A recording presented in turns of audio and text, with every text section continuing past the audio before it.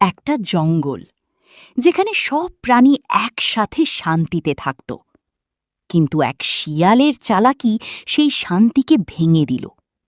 আর যখন সত্যি প্রকাশ পেল, তখন যা ঘটল সেটা কেউ কল্পনাও করেনি। একটা বড় সবুজ জঙ্গল, যেখানে সবাই একসাথে মিলেমিশে থাকত। গজরাজ ছিল সবার নেতা। আমরা একসাথে থাকলে কোনো বিপদ আমাদের ছুঁতে পারবে না। সবাই শান্তিতে ছিল, কিন্তু এই শান্তি এক প্রাণীর ভালো লাগত না, চতুর শিয়াল। চতুর মনে মনে এত শান্তিতে মজা কোথায়? একটু খেলা দরকার। চতুর তার খেলা শুরু করল। গজরাজ নাকি বলেছে তুমি দুর্বল? কি?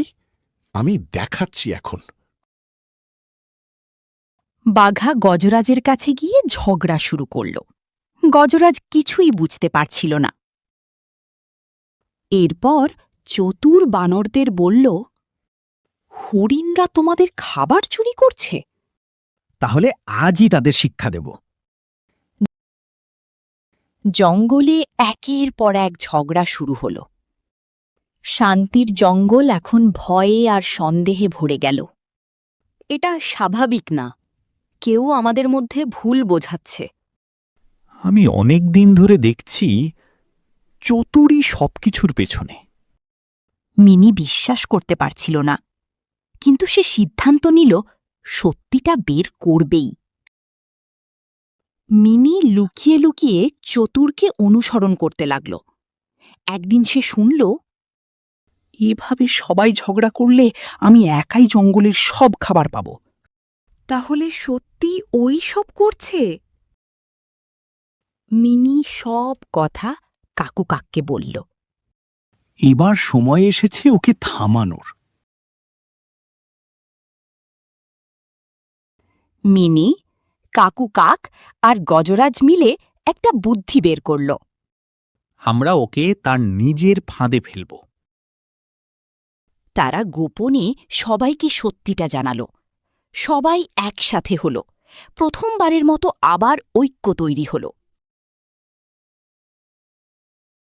মিনি গিয়ে চতুরকে বলল, একটা গোপন ধন আছে, শুধু তুমি পেতে পারো।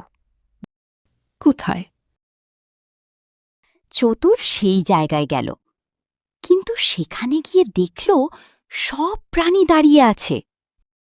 তুই আমাদের সবাইকে ঠকিয়েছিস। আজ তোর বিচার হবে। চতুর প্রথমবারের মতো ভয় পেল। আমি ভুল করেছি। আমি শুধু নিজের কথা ভেবেছিলাম। তার চোখে জল এসে গেল। আমাকে আরেকটা সুযোগ দাও। গজরাজ কিছুক্ষণ চুপ রইল। শাস্তি ছাড়া শিক্ষা হয় না, কিন্তু আমরা তোর মতো হতে চাই না। চতুরকে কিছুদিনের জন্য জঙ্গল থেকে বের করে দেওয়া হল। একলা থাকতে থাকতে চতুর বুঝল, চালাকি তাকে শুধু একা করেছে।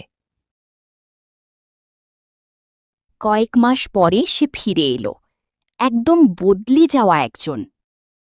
আমি এবার সত্যি ভালো হতে চাই। তাহলে প্রমাণ দাও। চতুর এবার সবার সাহায্য করতে শুরু করল। চালাকি দিয়ে হয়তো কিছু সময়ের জন্য জেতা যায়, কিন্তু সত্যিকারের জয় আসে সততা আর ঐক্য থেকে। ভুল করলে শাস্তি দরকার, কিন্তু পরিবর্তনের সুযোগ আরও বেশি দরকার।